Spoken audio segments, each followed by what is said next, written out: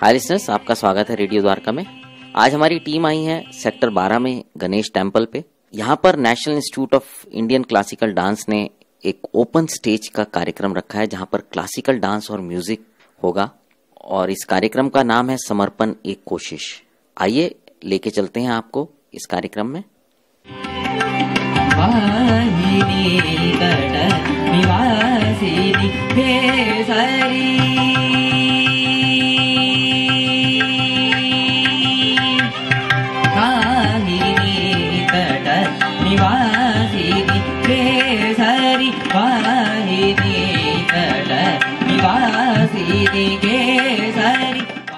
आपका? मेरा नाम जतिन। आप यहाँ पे आए हैं शाम में शिवरात्रि के मौके पे, आपको कैसा लग रहा है? मतलब इलाका पूरा, इसका माहौल, सब कुछ? ये बहुत ही आध्यात्मिक माहौल है, बहुत ही आध्यात्मिक माहौल है, बहुत अच्छा लग रहा है। और हमारी भारतीय संस्कृति के बारे में हमें जानने को मिल रहा है। नॉर्थ इंडिया में, साउथ इंडिया के बारे में नहीं पता चलता, तो इस प्रोग्राम से हमें पता चल रहा है कि हमारी संस्कृति कितनी स्ट्रांग है, कितनी उसमें पावर है। बहुत अच्छा लग रहा है, बहुत अच्छा। क्या आपका बच्चा परफॉर्म कर रहा है यहाँ पे? मेरी बेटी Siona Dhingra. I hope she does well. Thank you. आपका नाम क्या है? Bharat, doctor Bharat. So how do you feel about this entire place and आपको कैसा लग रहा है अभी यहाँ पर आकर? बहुत अच्छा लग रहा है एंड एक तो मंदिर आते ही उसका अलग फीलिंग आता है एंड ऊपर से वहाँ पे इतना अच्छा प्रोग्राम हो रहा है, बहुत classical music as well as dance program हो रहा है जो देखने में बहुत आनंद मिल रहा है। और हमारी बेटी है Shravya, she is also about to perform classical dance here on Kathak, so we are quite happy. आप लोग कभी ऐसे पहले किसी इवेंट पे हैं ओपन में जो है, और मतलब ऑडिटोरियम वगैरह में नहीं है? ओपन एयर में नहीं, अदरवाइज ऑडिटोरियम में तो किया। तो आपको ये कॉन्सेप्ट कैसा लगा? मतलब नया कॉन्सेप्ट है थोड़ा सा, तो like do you like it? या definitely the experience. Thank you. जब कोई बच्चा परफॉर्म करने आता है तो उसमें पेरेंट का भी बहुत बड़ा हाथ होता है। मतलब बैकग्राउंड में जितना भी काम चल रहा होता है वो पेरेंट का ही चल रहा होता है। तो उस काम के बारे में आप थोड़ा बहुत बताएंगे कि आपकी मेहनत क्या होती है ऐसी प्रेजेंटेशन पुटअप करने में? हमारी मेहनत तो यही होती है कि हमारा बच्चा अच्छे से कर ले, यही हमारे लिए बेस्ट होता है। सारा एफर्ट हमारे बच्चों का होता है और गुरु का हाथ होता है इसमें। तो बच्चा एफर्ट अच्छा करता है, वही बहुत बड़ी बात है और गुरु की सबसे बड़ी ब्लेसिंग है बच्चों के साथ। पेरेंट्स सपोर्ट मतलब कम करते हैं, कुछ पेरेंट्स ऐसे होते हैं जो मतलब बच्चों को ऐसी चीजें करने में सपोर्ट नहीं करते, डांस वगैरह। इस बारे में आपका क्या कहना है कि आप सपोर्ट करते हो इस सबको पूरे अच्छे से? जी हाँ, बिल्कुल। जो बच्चा अपने मन से करना चाहता है वो अपना बेस्ट देता है उस चीज में, तो हम जरूर सपोर्ट करते हैं। मेरा बड़ा बेटा भी म्यूजिक के फील्ड में ही है, he is a music producer, सामने ही है बेटा। और बेटी मेरी डांस सीख रही है 7 साल से और बहुत अच्छा कर रही है। CCRT की स्कॉलरशिप मिली है उसे इस साल और 7 साल से सीख रही है। आज 2 आइटम परफॉर्म करेगी। और पेरेंट्स का तो हाथ ये है कि सपोर्ट बहुत जरूरी है पेरेंट्स का। और भरतनाट्यम या क्लासिकल में तो बच्चों को तैयार करने के लिए 2 घंटे जो सॉलिड लगते हैं वो बहुत बड़ी चीज है जो जिसमें पेरेंट्स को सपोर्ट बहुत जरूरी है। Thank you. धन्यवाद। आप लोग आए हैं यहाँ पे परफॉर्म करने के लिए, काफी अच्छे से ड्रेस्ड हैं। आप लोगों की प्रिपरेशन कितने टाइम की रही और आप लोगों को कितना टाइम मिला था इसमें प्रिपेयर करने के लिए? मैंने 1 दिन की रिहर्सल में करा। ये डांस तो सालों से सीख रहे हैं हम तो, लेकिन प्रिपेयर इसके लिए प्रैक्टिस 2 दिन ही करी थी बस। तो आपकी परफॉर्मेंस अभी होनी है ना? परफॉर्मेंस आप लोग एक्साइटेड है काफी? आपको अच्छा लग रहा है यहाँ पर आके? मतलब ऐसे ओपन थिएटर में पहले कभी परफॉर्म किया है आप लोगों ने? यस। धन्यवाद।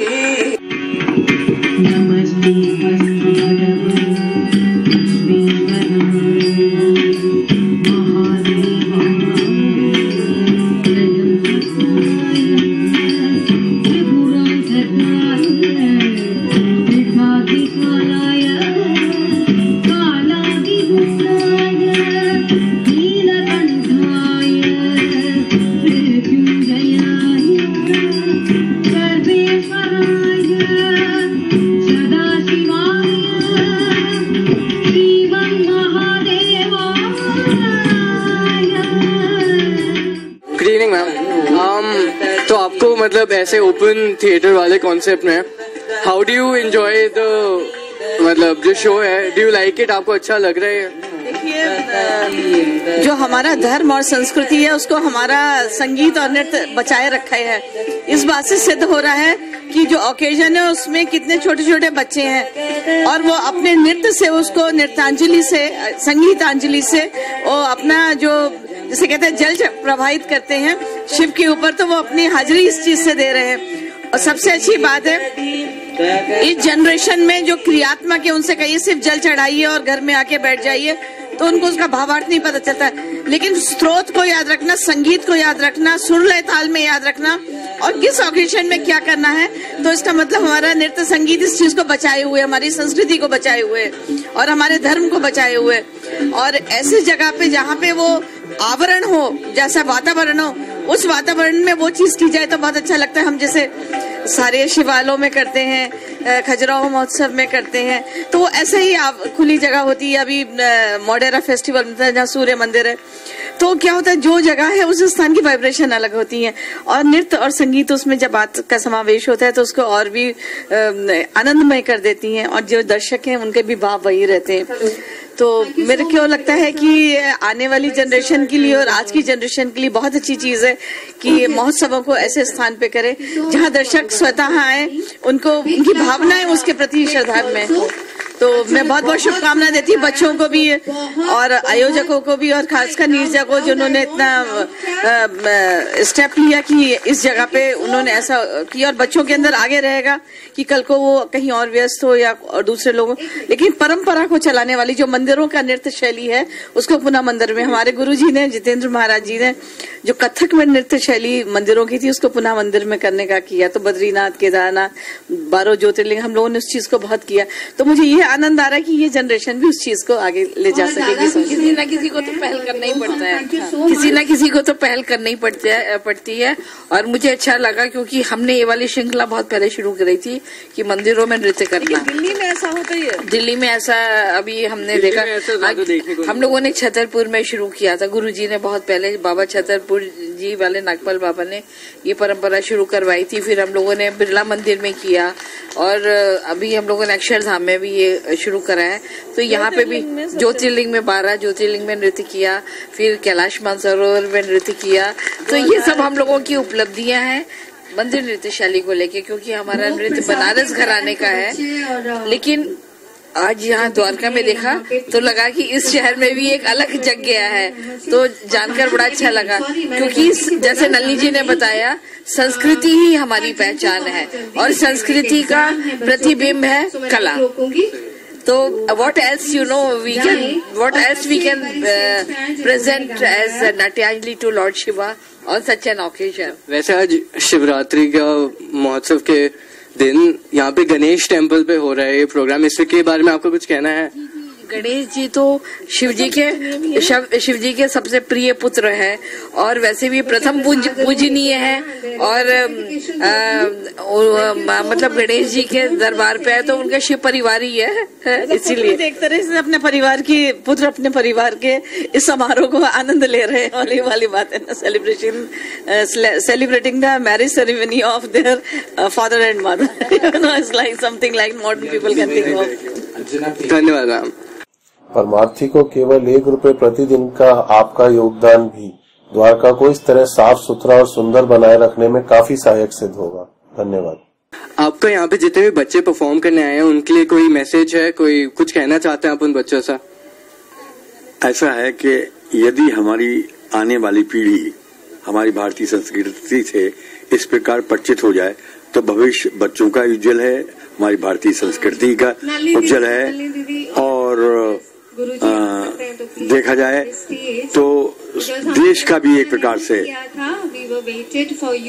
प्रचार में आया हुआ है। अब सवाल ये है कि ये जो आप देख रहे हैं ये असल में देखा जाए सबसे प्राचीन परंपरा थी। पहले हर जगह मंदिरों में ही नृत्य होता था, नृत्यों से फिर रंगमंच मिला और रंगमंच से फिर समाज में आया, समाज में फिर जहाँ जहाँ अच्छे उच्चकोट की स्थान थे उन पे प्रचार हुआ। तो इससे देख के मुझे खुशी हो रही है। सबसे बड़ा मुझे आनंद इस बात का आया कि जो बच्चे छोटे बच्चे आए थे, अभी नृत्य तो मैंने उनका भी देखा नहीं, लेकिन छोटे बच्चे आए, गायन पर में भी वो इतने परफेक्ट थे ताल और सुर में कि सुन के मजा आ जाए। और इसके उपलक्ष्य में, आज की शिवरात्रि के उपलक्ष्य में मैं एक शिव पुराण सुनाता हूँ आपको। धारिकृतुम गुड़दा धारिकृतुम गुड़दा धारिकृतुम गुड़दा धारिकृतुम गुड़दा धारिकृतुम धारिकृतुम धारिकृतुम गुड़दा धारिकृतुम गुड़दा धारिकृतुम धारिकृतुम शिव शंकर की जटा जूट में गंग विराजे, शिव शंकर की जटा जूट में गंग विराजे, चंद्र भाल पर कान में कुंडल त्रैत्र धारे नील नील नीलकंठ पर भुजंग विराजे, और कर में डमरू डिमिक डिम डिम डिम डिम बाज, नाच रहे शंभो ध्रा तकधा तकधा तकधा, नाच रहे शंभो ध्रा तकधा तकधा तकधा धा तकधा धा तकधा धा तकधा। ओम नमः शिवाय नमः नमः नमः नमः।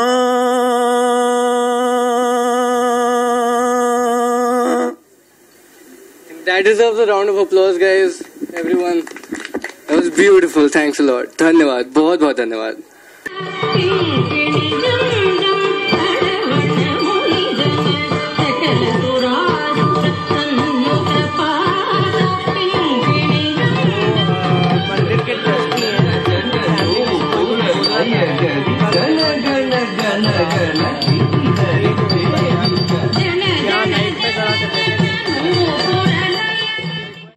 तो इस समय मैं नीरजा शर्मा मैम के साथ में हूँ, जिनकी मेहनत की बदौलत ही ये पूरा पॉसिबल हो पाया। तो मैं इनसे पूछना चाहूंगा कि नॉर्मली हमें ऐसे शोज वगैरह ऑडिटोरियम्स और थिएटर्स में देखने को मिलते हैं, आपको ये ओपन में करने का आइडिया कैसे आया और अभी तक ये कैसा चल रहा है, आपको कैसा लगता है इसका रिस्पॉन्स क्या हो सकता है? रिस्पॉन्स तो भगवान भरोसे है, पर आइडिया ऐसे आया कि ऑडिटोरियम में बहुत लिमिटेड क्राउड होता है, वही पेरेंट्स के बच्चे परफॉर्म कर रहे होते हैं और वही पेरेंट्स देख रहे होते हैं। नॉर्मल पब्लिक को पता ही नहीं है कि what is classical, how beautiful it is. So ये मंदिर बहुत साल पहले बन रहा था, फिर बनता बनता बंद हो गया था, पर ये मूर्ति इतनी खूबसूरत थी कि मैं जब भी यहाँ से निकलती हूँ तो मुझे ये लगता है कि नहीं, there is something is calling me, कुछ है जो बुला रहा है। बस यही एक जिस था कि, और दूसरा नॉर्मल जितने भी आम पेरेंट्स हैं और कहते हैं परिवार हैं, उनको जोड़ना चाहते थे क्लासिकल से, इसलिए ये इनिशिएटिव लिया गया कि साल में एक दिन हम यहाँ पे परफॉर्म करें और सब लोग एक साथ गेट टुगेदर हों और अच्छे से प्रसाद ग्रहण करें और बॉन्डिंग एक तरह से बनती है। दिस इज बस और कुछ नहीं है, दिस इज द पहली कोशिश है, देखते हैं आगे कैसे इसको आगे बढ़ा पाते हैं। सो दिस इज ये विचार था। और आपने जैसे इस प्रोग्राम की तरह आपने भारतीय संस्कृति को बढ़ाने के लिए और क्या क्या कदम उठाए हैं? ऐसा कदम एक स्नेहालय है मेरा, जो जिसमें कि मैं अनाथ आश्रम के बच्चों को भरतनाट्यम और कथक की शिक्षा देती हूँ, जो नॉर्मल परिवार अपने बच्चों को देते हैं और उनके माँ बाप नहीं हैं। सो हम कोशिश करते हैं उनको भी क्लासिकल म्यूजिक और डांस की जो है उनको शिक्षा मिल सके। सो एक प्रयास है, एक कोशिश है, मेरा समर्पण है शास्त्रीय नृत्य और शास्त्रीय गायन को, म्यूजिक को, और समर्पण एक कोशिश ही मेरा टाइटल है। सो वही कोशिश करती हूँ कि छोटे बच्चों में अपने संस्कार, अपनी संस्कृति को उजागर कर पाए। इस प्रोग्राम में कितने बच्चों ने भाग लिया और कितने बच्चे परफॉर्म कर रहे हैं यहाँ पे? इस महोत्सव में, सेलिब्रेशन ऑफ शिवरात्रि में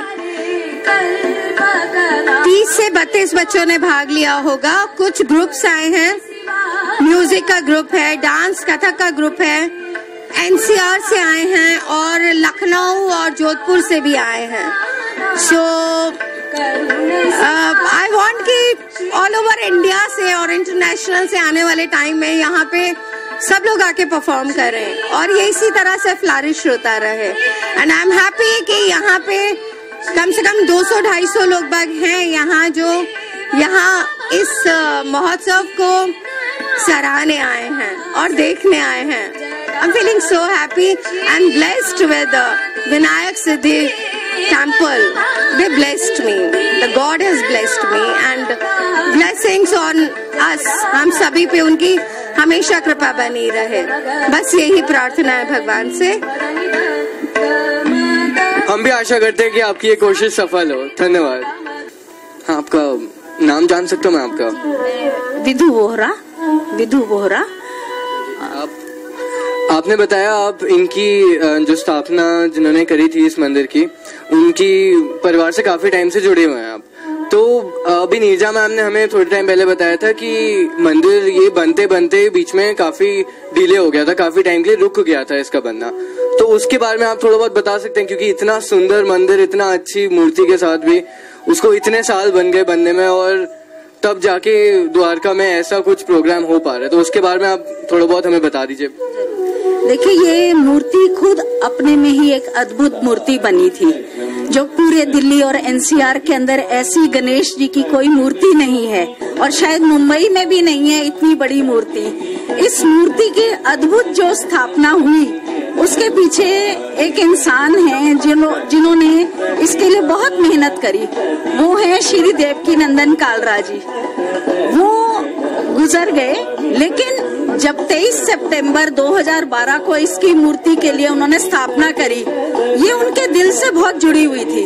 उन्होंने ट्रस्ट बनाया था MR ट्रस्ट के नाम से, और वही इसका सब कुछ करता धरता सब कुछ वही देखते थे। क्योंकि आपने ये पूछा कि ये बीच में रुक क्यों गई। देखिए, मंदिर जब बनता है तो मंदिर अपने पैसों से कोई नहीं बनाता है। उसकी स्थापना जो है वो लोगों के कार्यरत होने में ही बनता है। कुछ उनके जाने से सब लोग टूट गए कि भाई अब इतना बड़ा कार्य कैसे कर पाएंगे। फिर धीरे धीरे ताकत संजोई कि नहीं अब करेंगे, बच्चे भी बड़े हो गए, चीजों को संभालने लग गए, तो फिर दोबारा से इसको उन्होंने टेकअप किया कि अब इसे हम बड़े उससे करेंगे।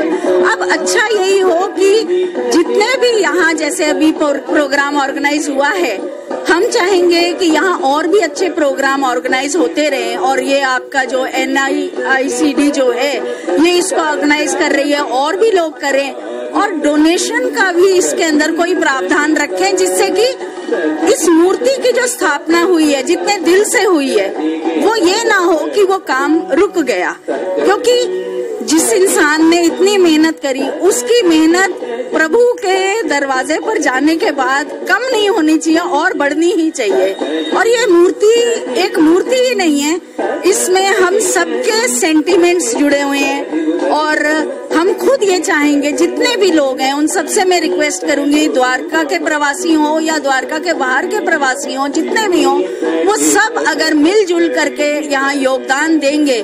देखिए, बूंद बूंद से ही घड़ा भरता है।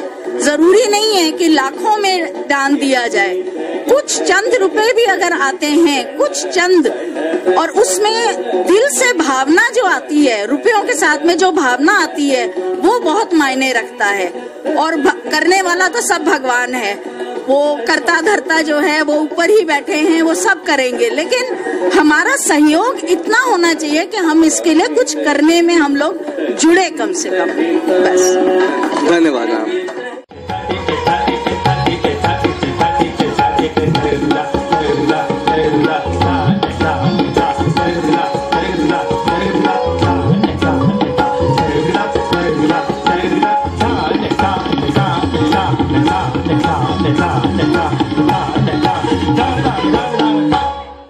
अभी आपने सुना यहाँ जो लोग आए थे उनको अच्छा लगा इस तरह से ओपन स्टेज पे ये कार्यक्रम होना, और ये एक अच्छी शुरुआत है, और उम्मीद करते हैं आने वाले समय में इस तरह के कार्यक्रम और भी होंगे।